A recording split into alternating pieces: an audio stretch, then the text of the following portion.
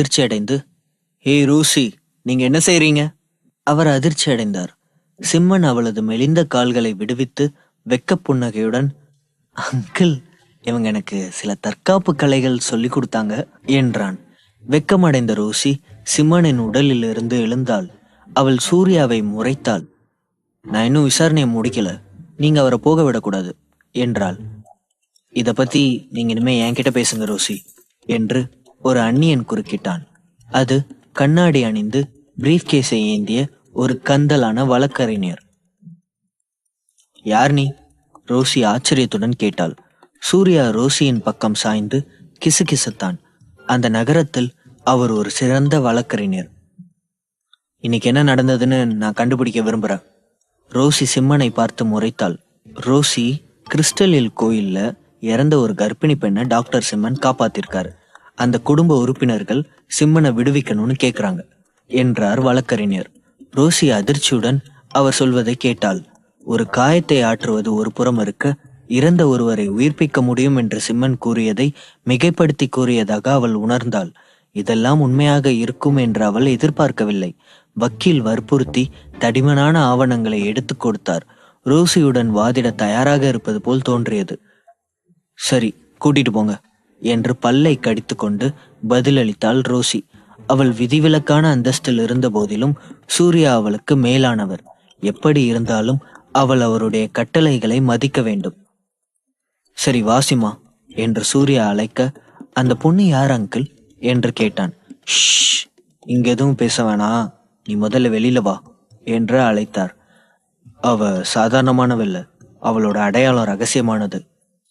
அதனால எந்த சூழ்நிலையிலையும் அவளை சந்திக்கிறத தவிர்த்துரு. ஏதோ விசாரணைக்காக இங்க வந்தா. தேசிய பாதுகாப்புக்கும் இதுக்கும் தொடர்பு இருக்கிற மாதிரி தெரியுது. அவளோட உண்மையான நோக்கத்தை மறைக்க அவள் நகர காவல்துறையின் துணை இயக்குனரா நியமிக்கப்பட்டிருக்கா" என்றார். ரோசியின் அடையாளம் உண்மையில் வேறு ஏதோ என்று தோன்றியது. காவல்துறையில் ரகசியம் இப்படித்தான் செயல்படுகிறது என்பது சிம்மனுக்கு ஓரளவு தெரியும். ஆனால் சூர்யா இதை அவனிடம் சொல்லி ஏற்கனவே விதிகளை மீறி இருந்தார். "வேறு எதுவும் நடக்காம இருக்க நீ பிரார்த்தனை பண்றது நல்லது" என்று சூர்யா கேலியாக சிரித்தார்.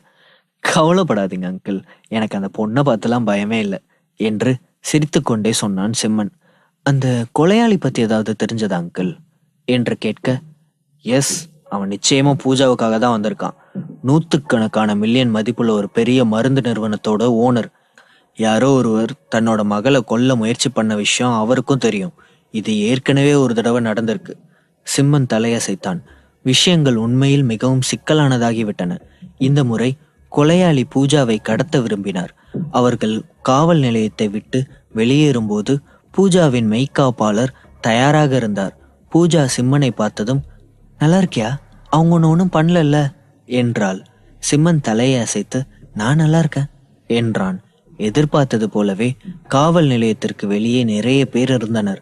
அவர்களில் அவர் சிகிச்சை பெற்ற கர்ப்பிணி பெண்ணின் குடும்ப உறுப்பினர்கள் மற்றும் நண்பர்கள் இருந்தனர். சிம்மன் வெளியே வருவதை கண்டவுடன் ஒரு முதியவர் வந்தார். "டாக்டர், நீங்க நல்லா இருக்கீங்களா?" என்றார். "நான் நல்லா இருக்கேன் தாத்தா, உங்களுக்கெல்லாம் நான் கடமைப்பட்டிருக்கேன், ரொம்ப நன்றி" என்றான்.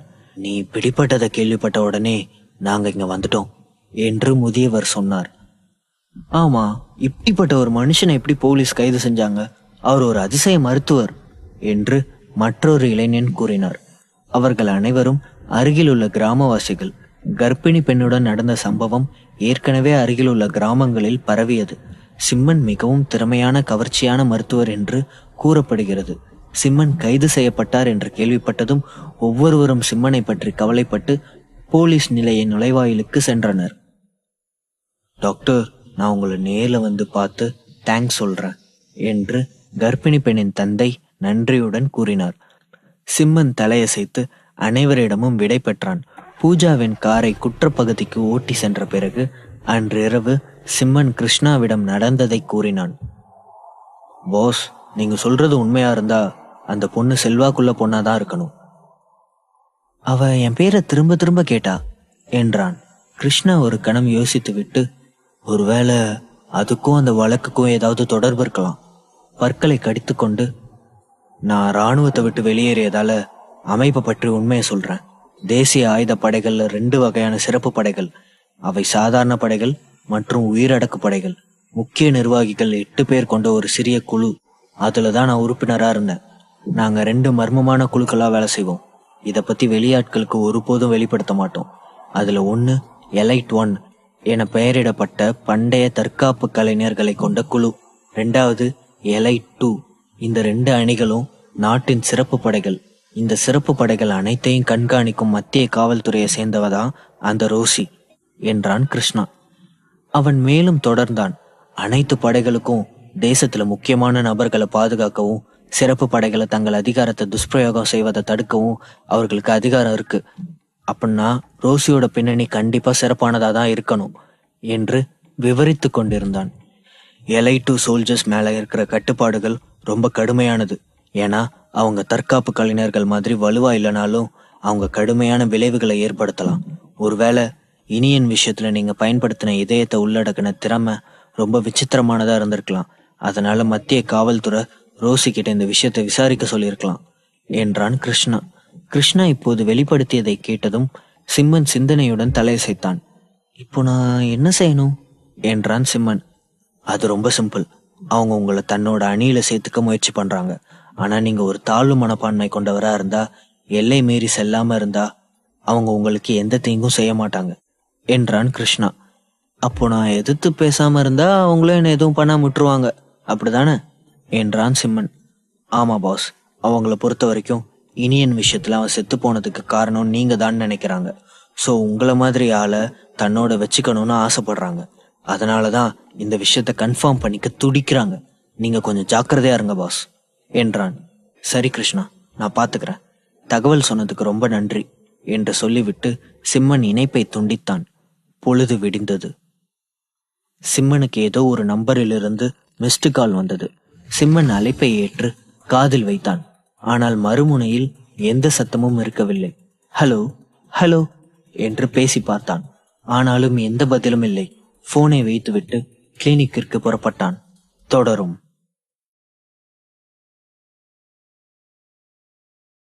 சிம்மன் தன்னுடைய காரில் கிளினிக்கு சென்று கொண்டிருந்தான். அப்போது அவன் போகும் வழியில் மக்கள் ஒரு இடத்தில் கூட்டமாக நின்று கொண்டிருப்பதை பார்த்தான். வழியில் ஒரு மரம் சரிந்து கிடந்தது. சிம்மன் அந்த மக்களை பார்த்தவுடன் காரை ஒரு ஓரமாக நிறுத்திவிட்டு கீழே இறங்கினான். அங்கே சில காட்டுவாசி மக்கள் கூட்டமாக நின்று கொண்டிருப்பதை கவனித்தான். அவர்கள் ஏதோ ஒரு பிரச்சனையில் சிக்கியிருப்பதைப் போல உணர்ந்தான். மெதுவாக அவர்களை நோக்கி நகர்ந்தான். சிம்மனை பார்த்தவுடன் அந்த மக்கள் அழ ஆரம்பித்து விட்டார்கள். அவர்கள் அவனிடம் கைகளை அசைத்து சைகை செய்து எதையோ உணர்த்த நினைத்தார்கள். சிம்மனுக்கு அவர்களுடைய மொழி புரியவில்லை. அவர்கள் தன்னிடம் என்ன சொல்ல விரும்புகிறார்கள் என்பதை சிம்மனால் புரிந்து கொள்ள முடியவில்லை. ஒருவேளை அவர்கள் தன்னிடம் உதவி கேட்கிறார்களோ என்று யோசித்தான். அப்போது அந்த கூட்டத்தில் இருந்த ஒரு சிறுமி சிம்மனின் கையை பிடித்து காட்டு பகுதிக்குள் அழைத்து சென்றாள்.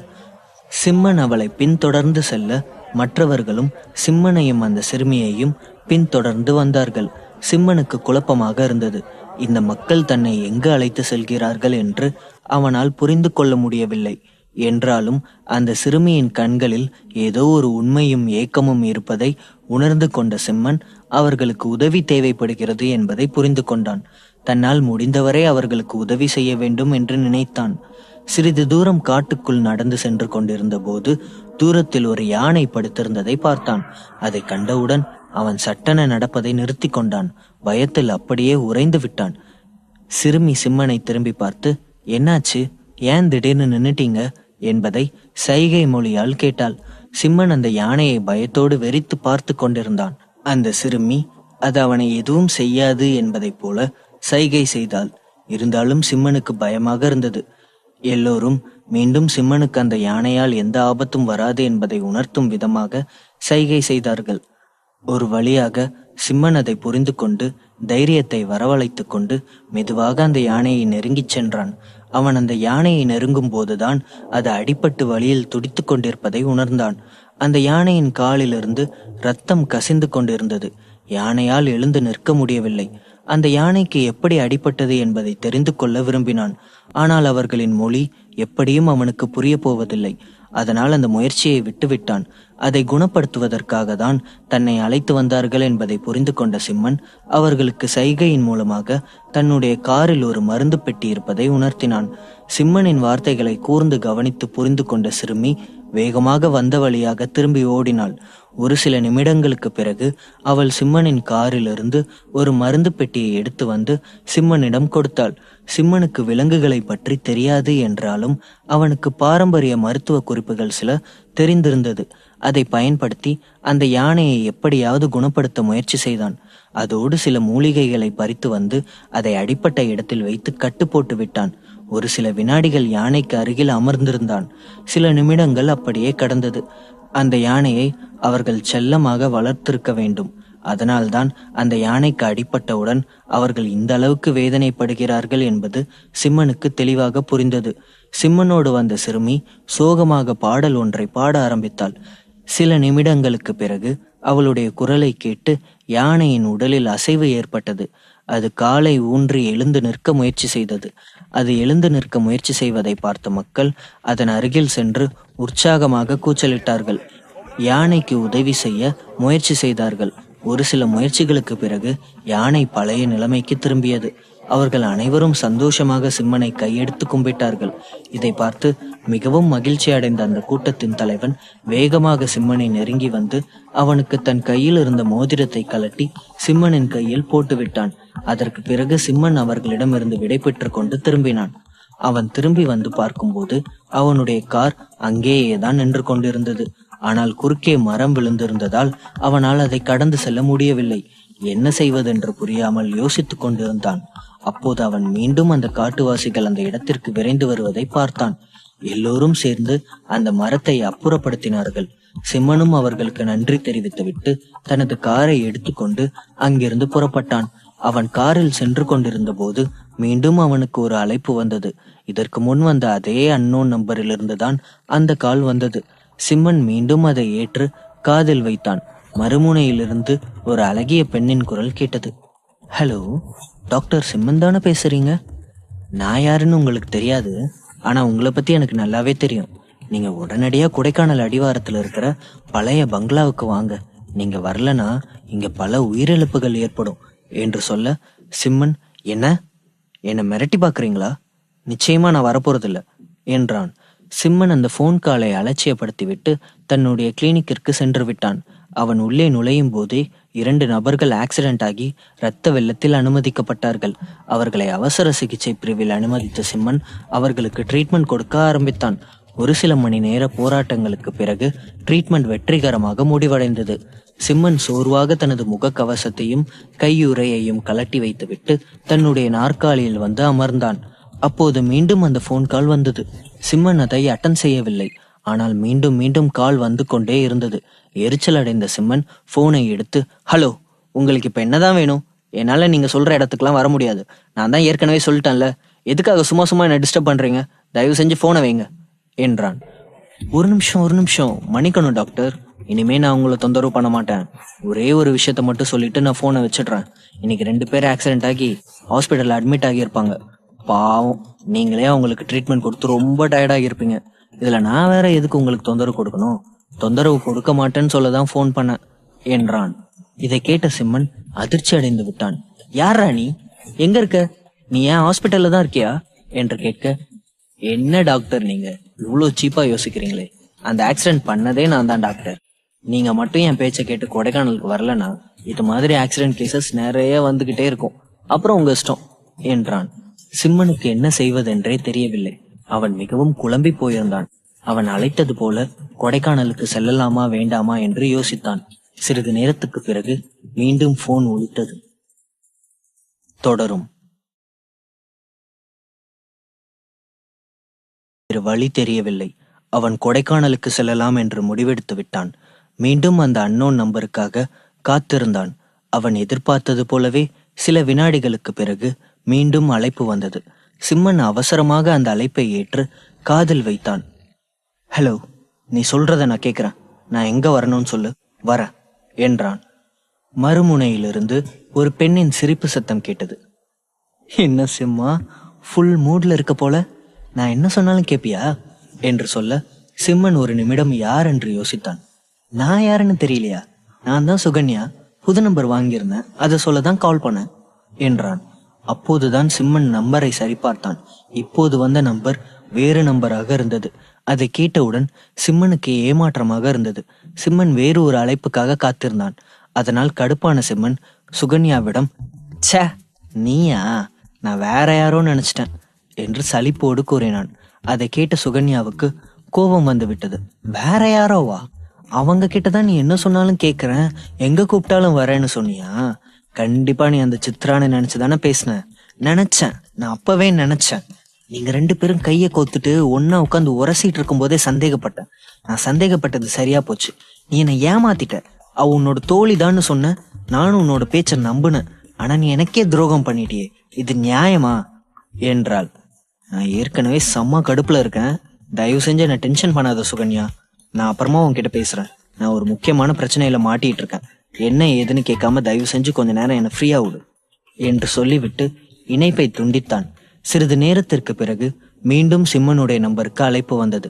உடனே அழைப்பை ஏற்று காதில் வைத்தான். மறுமுனையில் இருந்த நபர் சில வினாடிகள் மௌனமாக இருந்தான். ஹலோ, ஹலோ என்று சிம்மன் கத்தினான். பிறகு ஒரு குரல் மறுமுனையிலிருந்து ஒலித்தது. என்ன சிம்மா, என்னோட காலுக்காக தான் வெயிட் பண்ணிட்டு இருந்தீங்க போல. ஒரு ரிங் போறதுக்குள்ளே எடுத்துட்டீங்களே. என்ன முடிவு பண்ணிருக்கீங்க? கொடைக்கானலுக்கு வரீங்களா இல்லையா என்றான். நீ யாரு? உனக்கு என்ன வேணும்? எதுக்காக என்ன டார்ச்சர் பண்ற என்றான் சிம்மன். நாளைக்கு சாயங்காலம் 6 மணிக்குள்ள நான் சொன்ன இடத்துக்கு நீங்க வந்துடணும் என்று சொல்லிவிட்டு இணைப்பை சட்டென துண்டித்து கொண்டான். சிம்மன் உடனே கிருஷ்ணாவுக்கு டயல் செய்தான். கிருஷ்ணா, எனக்கு உன்கிட்ட ஒரு விஷயம் சொல்லணும். இன்னைக்கு காலையில எனக்கு ஒரு அன்னோன் நம்பர்ல இருந்து கால் வந்துச்சு.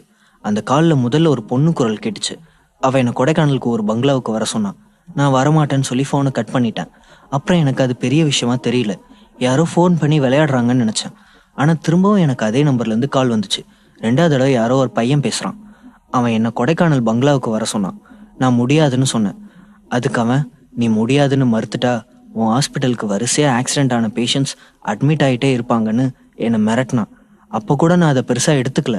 ஆனா ஹாஸ்பிட்டல் வந்ததுக்கு அப்புறம் நிஜமாவே 2 பேஷண்ட்ஸ் ஆக்சிடென்ட் ஆகி அட்மிட் ஆனாங்க. என்னால அப்பாவிகள் பாதிக்கப்படுறாங்களோன்னு தோணுச்சு. அதனால நான் அவன் கிட்ட கொடைக்கானலுக்கு வரேன்னு ஒத்துக்கிட்டேன். அவன் எதுக்காக என்னை கூப்பிடுறான்னு எனக்கு தெரியல. இப்ப என்ன பண்றது என்றான். கவலைப்படாதீங்க பாஸ், அது யாரு என்னன்னு கண்டுபிடிச்சிடலாம். நீங்க முதல்ல அந்த நம்பரை எனக்கு அனுப்பி வைங்க என்றான். சிம்மன் அந்த நம்பரை கிருஷ்ணாவுக்கு அனுப்பி வைத்தான். மீண்டும் கிருஷ்ணா சிம்மனுக்கு டயல் செய்து, பாஸ், நீங்க உடனே கொடைக்கானலுக்கு கிளம்புங்க. அந்த நபர் உங்களை எதிர்பார்த்து காத்துட்டு இருக்கான். அவனை பொறுத்த வரைக்கும் அவனுடைய திட்டப்படியே எல்லாம் நடக்கிற மாதிரி இருக்கட்டும். அதே நேரம் அவனை எப்படி கண்டுபிடிக்கிறது என்னன்னு நான் முயற்சி பண்றேன். நீங்க புறப்படுங்க பாஸ், நான் உங்க கூட வேற ஒரு லைன்ல தொடர்ந்து கம்யூனிகேட் பண்ணிக்கிட்டே இருக்கேன் என்றான். சரி என்று சொல்லிவிட்டு சிம்மன் தனது காரை எடுத்துக்கொண்டு கொடைக்கானலை நோக்கி புறப்பட்டான். அவன் பாதி தூரம் சென்று கொண்டிருந்த போது கிருஷ்ணாவிடமிருந்து கால் வந்தது. சிம்மன் அழைப்பை ஏற்று பேச ஆரம்பித்தான். என்னாச்சு கிருஷ்ணா? அந்த நம்பர் யாரோடதுன்னு கண்டுபிடிக்க முடிஞ்சதா? அவனோட லொகேஷன் என்ன? அவன் எனக்கு பக்கத்துல இருக்கானா இல்ல நிஜமாவே கொடைக்கானல்ல தான் இருக்கானா என்று கேட்டான். பாஸ், அவன் எங்க இருக்கானே தெரியல. ஏன்னா அந்த நம்பரை நம்மளால ட்ரேஸ் பண்ண முடியல. அது நிமிஷத்துக்கு நிமிஷம் வேற வேற லொகேஷன் காட்டிக்கிட்டே இருக்கு. இன்டர்நெட்ல புகுந்து விளையாட தெரிஞ்ச யாரோ ஒருத்தன் தான் இந்த மாதிரி ஃபோன் கால் பண்றான். எனக்கு தெரிஞ்சு அவன் உங்களை அலைய விடுறான்னு தோணுது. நீங்க போயிட்டே இருங்க பாஸ், நானும் பின்னாடியே வரேன் என்றான் கிருஷ்ணா. சிம்மன் நீண்ட பயணத்திற்கு பிறகு ஒரு வழியாக கொடைக்கானலை அடைந்து விட்டான். அந்த நபர் சொன்ன இடத்தில் தேடி அலைந்தான். ஆனால் அங்கே எந்த பங்களாவும் இருக்கவில்லை. அவன் அந்த இடத்தை சுற்றி திரிந்தபோது மீண்டும் அவனுக்கு ஒரு ஃபோன் கால் வந்தது. அது மீண்டும் அதே நம்பரிலிருந்து தான் வந்தது. ஹலோ, நீ சொன்ன இடத்துக்கு நான் வந்துட்டேன். ஆனா இங்க நீ சொன்ன மாதிரி எந்த பங்களாவும் இல்லையே. நீ சரியான அட்ரஸ் தான் சொன்னியா? எதுக்காக என்ன சுத்த விடுற என்றான் சிம்மன். எதுக்காக கோவப்படுற சிம்மா? நீ கொஞ்சம் பொறுமையா இரு. நான் சொல்றத கொஞ்சம் கேளு. அந்த பங்களா அங்க இல்ல. நீ மலை மேல ஏறி வா. அதுக்கப்புறம் நான் உனக்கு அந்த பங்களா எங்க இருக்குன்னு சொல்றேன். அப்புறம் ஒரு முக்கியமான விஷயம், அந்த காதுல இன்னொரு கனெக்ஷன் இருக்குல்ல, அதான் உன் அல்லக்கை கிருஷ்ணாவோட பேசிட்டு இருக்கல்ல, அந்த கனெக்ஷனை கட் பண்ணிட்டு வா என்றான். அதை கேட்டவுடன் சிம்மன் அதிர்ச்சி அடைந்து விட்டான். அவனுக்கு வேறு வழி தெரியவில்லை. கொஞ்சம் கூட யோசிக்காமல் கிருஷ்ணாவின் இணைப்பை துண்டித்துவிட்டு அவன் கொடைக்கானல் மலை மீது ஏற ஆரம்பித்தான். கிட்டத்தட்ட மலையின் உச்சியை அடைந்த போது அந்த நபர் சொன்ன இடம் வந்தது. ஆனால் அந்த வழியில் காரில் செல்ல முடியாது. காரை ஒரு ஓரமாக நிறுத்திவிட்டு சிம்மன் இறங்கி ஒரு ஒற்றையடி பாதை வழியாக நடக்க ஆரம்பித்தான். அவன் அந்த இடத்தை அடையும் போது மாலை பொழுதை நெருங்கிக் கொண்டிருந்தான். வானம் மெல்ல மெல்ல இருட்ட ஆரம்பித்தது. அவனுக்கு அங்கே எதுவுமே கண்ணுக்கு புலப்படவில்லை. மங்கலான வெளிச்சத்தில் தட்டு தடுமாறி நடந்து கொண்டிருந்தான். தன் சரியான பாதையில் தான் செல்கிறோமா இல்லையா என்று கூட அவனுக்கு தெரியவில்லை. அவனுடைய போனில் சிக்னலும் இல்லை. இவன் நம்மள ரொம்ப தான் அலைய விடுறான். இந்த காட்டுல அந்த பங்களாவை எங்கன்னு போய் கண்டுபிடிக்கிறது? இங்க ஒரு காக்காவை கூட பார்க்க முடியல. இந்த இடத்த பார்த்தாலே அமானுஷமா இருக்கு என்று முனகிக் கொண்டே நடந்தான். சிறிது தூரம் நடந்த பிறகு அதற்கு மேல் செல்ல பாதை இல்லாமல் ஒரு இடத்தில் தயங்கி நின்றான். சுற்றுமுற்றும் பார்த்தான். அங்கே ஒரு சிறிய குகை இருந்தது. தொடரும். பார்த்தான். அந்த குகை முழுவதும் இருள் சூழ்ந்து இருந்தது. அவனால் அங்கே எதையும் பார்க்க முடியவில்லை. அதற்குள் பாதை இருக்கிறதா இல்லையா என்று கூட அவனுக்கு தெரியவில்லை. ஒருவேளை பள்ளம் இருந்து விட்டால் கூட அவனுக்கு தெரிவதற்கு வாய்ப்பில்லை. தன்னுடைய மொபைல் போனில் டார்ச்சை ஆன் செய்தான். அந்த வெளிச்சம் தனக்கு முன்னால் 2 அடி தூரத்தை மட்டுமே அவனுக்கு வெளிப்படுத்தியது. மெதுவாக சிம்மன் அந்த குகைக்குள் நடக்க ஆரம்பித்தான். அவன் ஆழமாக நடந்து செல்ல செல்ல அவனுக்கு வித்தியாசமான நறுமணங்கள் வருவதை உணர்ந்தான். ஏதோ தேவலோகத்துக்குள் நுழைவது போல் உணர்ந்தான். அவனுக்கு அந்த நறுமணம் மிகவும் பிடித்திருந்தது. மெதுவாக நடந்து கொண்டே இருக்க இருக்க அவனுக்கு மங்கலான வெளிச்சம் தெரிய ஆரம்பித்தது. மொபைல் டார்ச்சை அணைத்துவிட்டு அந்த வெளிச்சத்தில் நடந்து கொண்டே இருக்க சிறிது தூரத்தில் பளிச்சென வெளிச்சம் தெரிந்தது. சிம்மன் மிகுந்த ஆச்சரியத்தோடு அந்த பாதை வழியாக வெளியேறினான்.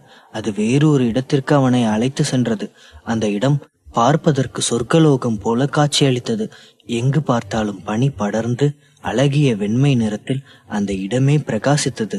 அவன் அந்த இடத்தை அடைந்த நேரம் இரவு நேரம். ஆனால் அவன் நின்று கொண்டிருந்த இடம் பகல் போல வெளிச்சமாக இருந்தது. அவனுக்கு ஆச்சரியம் தாழவில்லை. இது எந்த இடம்? இங்க யாருமே இல்லையே. இந்த இடம் நல்லதா கெட்டதான்னு கூட தெரியலையே. ஒருவேளை திடீர்னு நமக்கு ஏதாவது ஆபத்து வந்தா இங்கிருந்து தப்பிக்க முடியுமா என்று யோசித்துக் கொண்டிருக்க சிறிது தூரத்தில் சில பெண்கள் நடந்து செல்வதை பார்த்தான். அந்த பெண்கள் தலையில் முக்காடு அணிந்து கொண்டு சென்று கொண்டிருந்தார்கள். பார்ப்பதற்கு மிகவும் அழகாக இருந்தார்கள். வாவ், நம்ம தமிழ்நாட்டில் இப்படி ஒரு இடமா? இப்படி ஒரு இடம் இருக்கிறதே யாருக்குமே தெரியல என்று யோசித்துக் கொண்டே அவன் மேலும் சில அடிகள் நடந்தான். அவனுக்கு குளிராக இருந்தது.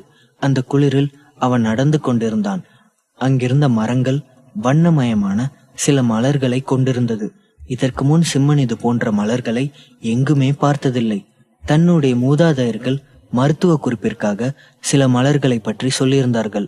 இது அந்த மலர்களாகத்தான் இருக்க வேண்டும் என்று நினைத்த சிம்மன் மரத்திற்கு அருகில் சென்றான். அவனுக்கு அந்த மலரை பறிக்க முடியவில்லை. அவன் கைக்கு அது எட்டவும் இல்லை.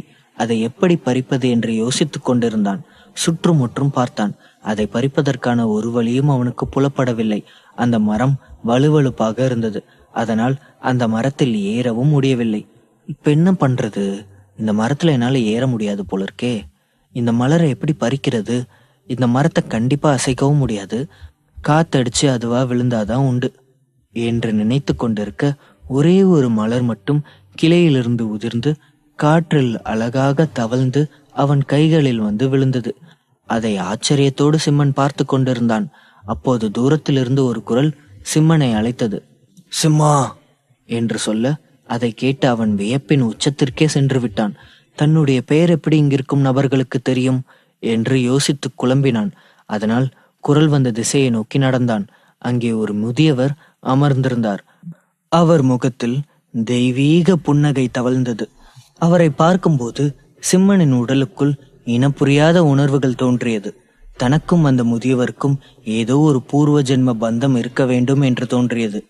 வாசிமா, வந்து இப்படி உட்காரு என்று சொல்ல சிம்மன் அமைதியாக அவருக்கு எதிரில் சென்று அமர்ந்து கொண்டான். ஐயா, நீங்க எல்லாம் யாரு? உங்களுக்கு எப்படி என்னோட பேர் தெரியும்? இது எந்த இடம்? இந்த மாதிரி ஒரு இடத்தை இதுக்கு முன்னாடி நான் கேள்விப்பட்டது கூட இல்லையே என்றான். அதை கேட்ட அந்த முதியவர் புன்னகைத்தார். சிம்மா, நீ வர வேண்டிய இடத்துக்கு தான் வந்திருக்க. உன் கையில இருக்கிற பூ சாதாரண பூ இல்ல, அது ஒரு மூலிகை. அதுக்கு ஒரு விசேஷமான குணம் இருக்கு. அதை நான் சொல்ல போறதில்ல. நேரம் வரும்போது நீயே தெரிஞ்சுக்குவ. இந்த மூலிகையை உன் கையில சேர்க்கதான் கடவுள் உன்னை இங்க அனுப்பி வச்சிருக்காரு என்று சொன்னார். நீ வந்த வேலை முடிஞ்சது. இங்கிருந்து புறப்படலாம் என்று சொல்லிவிட்டு அந்த முதியவர் அங்கிருந்து மறைந்து விட்டார். சிம்மனுக்கு அந்த காட்சிகள் எதையுமே நம்ப முடியவில்லை. தன்னை ஒரு முறை கிள்ளி பார்த்து கொண்டான். அவனுக்கு வலித்தது. இதெல்லாம் உண்மைதானோ என்று நினைத்தான். மீண்டும் அவன் வந்த வழியிலேயே திரும்பி வந்தான். அவன் குகைக்கு வெளியில் வந்து விட்டான். மீண்டும் அவன் பாதை முடிந்து போன அந்த இடத்தில் நின்று கொண்டிருக்க அங்கே ஒரு நபர் வந்தான். அவன் முகமூடி அணிந்திருந்தான். என்ன சிம்மா, போன் பண்ணா எடுக்க மாட்டியா? உனக்கு எத்தனை தடவை கால் பண்றது என்று கேட்க சிம்மன் குழப்பத்தோடு அந்த இடத்தை சுற்றி பார்த்தான். என்ன சிம்மன் சார், என்ன யோசிக்கிறீங்க? இந்த இடத்த பார்த்து ஷாக் ஆயிட்டீங்களா என்று கேட்க சிம்மன் அந்த குகையை சுட்டி காட்டுவதற்காக திரும்பினான். ஆனால் அந்த இடத்தில் குகை ஒரு பெரிய பாறாங்கல்லால் மூடப்பட்டிருந்தது. அதை பார்த்து சிம்மனுக்கு தூக்கி வாரி போட்டது. இத்தனை நேரம் தனக்கு நடந்ததெல்லாம் கனவா என்று தன்னைத்தானே சந்தேகப்பட ஆரம்பித்து விட்டான். அவசர அவசரமாக தனது பாக்கெட்டுக்குள் கைவிட்டு பார்த்தான். அதற்குள் அந்த மலர் அப்படியே இருந்தது. சிம்மனால் எதையுமே நம்ப முடியவில்லை. அவன் அமைதியாக அந்த நபரை பார்க்க, சரி சரி, என்னை ஃபாலோ பண்ணி வா என்று சொல்லிவிட்டு அந்த நபர் வேறு ஒரு பாதையில் நடக்க ஆரம்பித்தான். சிம்மனும் அந்த நபரை பின்தொடர்ந்து நடந்து சென்றான். அவன் சிறிது தூரம் செல்ல செல்ல அங்கே 500 நபர்கள் அவர்களுக்காக காத்திருந்தார்கள். அவர்களை பார்த்தவுடன் சிம்மன் ஒரு விஷயத்தை புரிந்து கொண்டான். அவர்கள் எல்லோரும் ஓநாய் கும்பலை சேர்ந்தவர்கள். அந்த கும்பலை சேர்ந்த சிலரை சிம்மன் கொன்றுவிட்டதால் அவர்கள் சிம்மன் மீது கடும் கோபத்தில் இருந்தார்கள். சிம்மனை எப்படியாவது கொன்றுவிட வேண்டும் என்ற வெறி அவர்களுக்குள் இருந்தது. என்ன சிம்மன், இப்ப புரிஞ்சதா? உன்னை நாங்க ஏன் வர சொன்னோன்னு புரிஞ்சதா? இதுதான் உன் வாழ்க்கையோட கடைசி நாள். இதுக்கு மேல நீ உயிரோடு இருக்க போறதில்ல என்று சொல்லிக்கொண்டே அவனை 5 நபர்களும் சுற்றி வளைத்தார்கள். அவர்களின் கையில் ஆயுதங்களை ஏந்தி இருந்தார்கள். அவர்கள் ஒவ்வொருவரின் முகமும் பார்ப்பதற்கு மிகவும் கொடூரமாக இருந்தது. சிம்மன் அவர்களை பார்த்து கொண்டிருக்க அதில் ஒருவன் சிம்மனை பார்த்து முறைத்தான். இதோ பாருங்க, நீங்க தேவையில்லாம என்கிட்ட பிரச்சனை பண்றீங்க. உங்க ஆளுங்க 2 பேரும் என்னையும் என் காதலியையும் கொலை பண்ண ட்ரை பண்ணாங்க. தற்காப்புக்காக தான் அவங்க 2 பேரையும் நான் கொலை பண்ண வேண்டியதா போச்சு. அதுக்கப்புறம் ஹோட்டல்ல உங்க ஆளுங்கள்ல ஒருத்தன் என் கூட வந்த பொண்ணை கடத்திட்டு போக முயற்சி பண்ணான். அவளை தடுக்கணும்னு நான் எவ்வளவோ முயற்சி பண்ணேன், ஆனா முடியல. கடைசியில அவன் இறந்து போயிட்டான். நீங்க தேவையில்லாம பிரச்சனைகளை வளர்த்துக்கிட்டே போறீங்க. இத்தோட நிறுத்திக்கோங்க, அதுதான் உங்களுக்கு நல்லது என்றான் சிம்மன். இப்போ உனக்கு பயம் விட்டு போகல போல, வா, உனக்கு மரண பயம் எப்படி இருக்குன்னு காமிக்கிறேன் என்றான் மற்றொருவன். தொடரும்.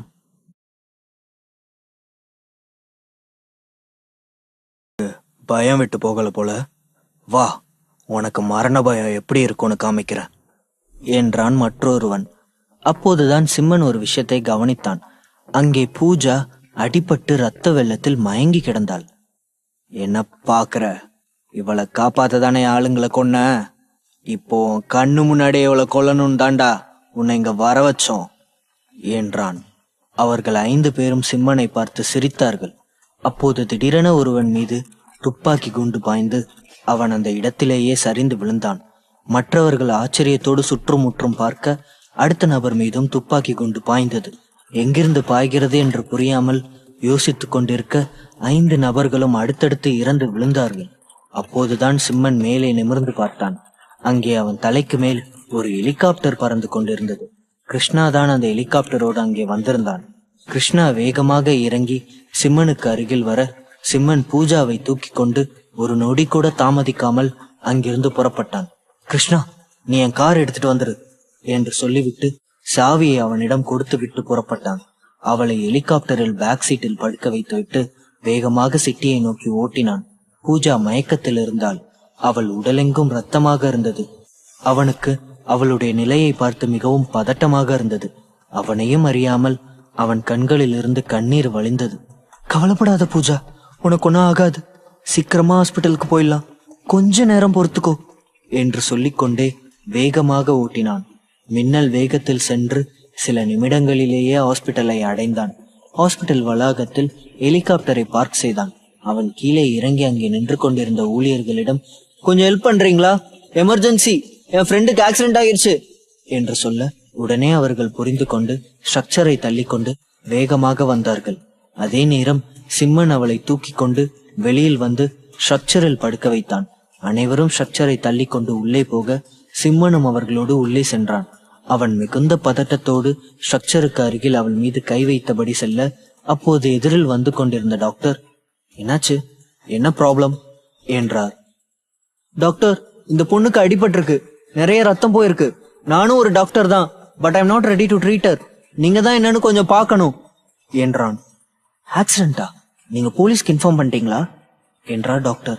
ஃபார்மாலிட்டிஸ் அப்புறம் பார்த்துக்கலாம், நீங்க முதல்ல ட்ரீட்மெண்ட் கொடுங்க என்று சொல்ல, டாக்டர் அவளது நாடி துடிப்பை செக் பண்ணி பார்த்துவிட்டு, ஷீஸ் இன் கிரிட்டிக்கல் கண்டிஷன், உடனே இவங்களை ஐசியூ வார்டுக்கு கூட்டிட்டு போங்க, பேஷண்ட் மூச்சு விட சிரமப்படுறாங்க, சோ உடனே ஆக்சிஜன் மாஸ்க் போட்டு விடுங்க, ஹரியப் என்று சொல்ல, அனைவரும் அவளை ஐசியூ வார்டுக்கு அழைத்து சென்றார்கள்.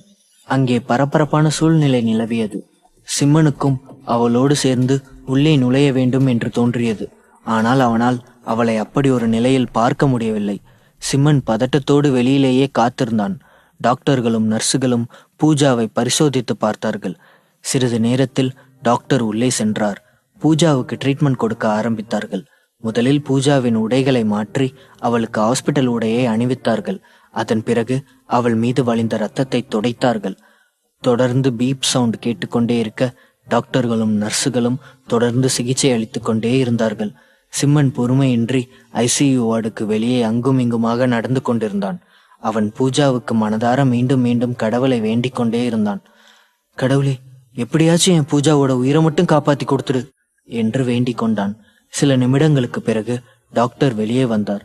சிம்மன் அவரை பார்த்தவுடன் ஓடி சென்று டாக்டரிடம் கையை பிடித்துக்கொண்டு, டாக்டர், டாக்டர், என்னாச்சு டாக்டர்? பூஜா இப்ப எப்படி இருக்கா? அவளுக்கு ஒன்றும் இல்லைல்ல? அவ பொழைச்சுக்குவாள? சொல்லுங்க டாக்டர், ஏன் அமைதியா இருக்கீங்க? ஏதாவது சொல்லுங்க டாக்டர் என்று பதட்டத்தோடு கேட்டான். டென்ஷன் ஆகாதீங்க மிஸ்டர் சிம்மன், டென்ஷன் ஆகாதீங்க சிம்மன். முதல்ல நீங்க கொஞ்சம் நிதானமா இருங்க. நாங்க உங்க ஒய்ஃபுக்கு ட்ரீட்மெண்ட் பண்ணியிருக்கோம், பட் நீங்க கொஞ்சம் உங்க மனசை திடப்படுத்திக்கோங்க என்றார். டாக்டர், என்ன டாக்டர் சொல்றீங்க? ஏன் இப்படியெல்லாம் சொல்றீங்க? எனக்கு பயமா இருக்கு டாக்டர் என்றான் சிம்மன். எனக்கும் இதை சொல்ல கஷ்டமா தான் இருக்கு, பட் எங்களால சொல்லாம இருக்க முடியாது. பிகாஸ் பொய்யான நம்பிக்கையை நான் உங்களுக்கு கொடுக்க விரும்பல. பை த வே, நீங்க பேஷண்ட்டுக்கு என்ன முறை? அது நான் அவளோட ஃப்ரெண்ட் என்று திக்கி திணறி கூறினான். இதோ பாருங்க சிம்மன், உங்க ஃப்ரெண்டுக்கு எங்களால முடிஞ்ச ட்ரீட்மெண்ட்டை நாங்க கொடுத்துருக்கோம். கண்டிப்பா இந்த ட்ரீட்மெண்ட் சக்சஸ் ஆகும்னு நம்புறோம். உயிருக்கு ஒன்றும் ஆபத்து இல்லை. ஆனா சிடேஷன் கொடுத்ததுனால அவங்க இன்னும் மயக்கத்துல தான் இருக்காங்க. அது தவிர நிறைய பிளட் லாஸ் ஆயிருக்கு. அவங்க ரொம்ப பேனிக் ஆகியிருக்காங்க. இப்போதைக்கு அவங்க சிடேஷன் கொடுத்ததுனால தான் மயக்கத்துல இருக்காங்க. பட் அவங்க காலையில வரைக்கும் இப்படியே இருந்தா, ஐ மீன் இந்த நிலைமை இப்படியே தொடர்ந்துச்சுன்னா அவங்க நிரந்தரமா கோமாவுக்கு போக கூட வாய்ப்பு இருக்கு. இன்னும் 24 மணி நேரம் வெயிட் பண்ணி பார்க்கலாம். அதுக்குள்ள அவங்க கண்ணு முழிச்சிட்டாங்கன்னா ஒன்றும் பிரச்சனையே இல்லை. இல்லைன்னா கொஞ்சம் கஷ்டம்தான். அஸ் அ டாக்டரா நான் சொல்லி உங்களுக்கு தெரிய வேண்டியதில்லை, இருந்தாலும் இது என் கடமை என்றார். டாக்டர், நான் போய் பூஜாவை பார்க்கலாமா என்றான் சிம்மன். ஓஎஸ், தாராளமா, நீங்க அவங்க கூடவே இருக்கலாம், உங்களுக்கு தெரியாததா என்று சொல்லிவிட்டு அங்கிருந்து சென்று விட்டார்.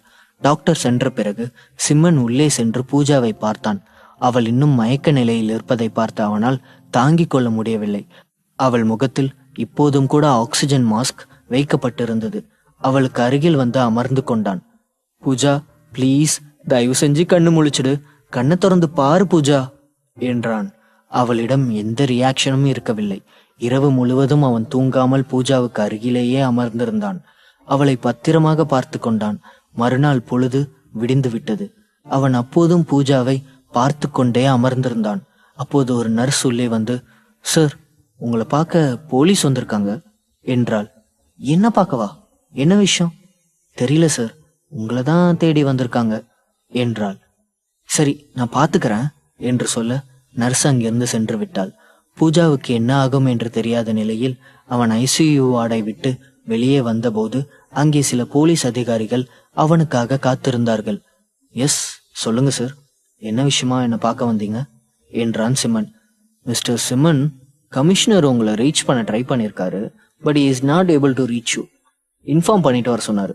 விசாரிச்சு பார்த்ததுல நீங்க இங்க இருக்கீங்கன்னு சொன்னாங்க, அதான் வந்தோம் என்று சொல்ல சிம்மன் சரி என்று தலையசைத்தான். அவர்கள் அங்கிருந்து சென்று விட்டார்கள். தொடரும்.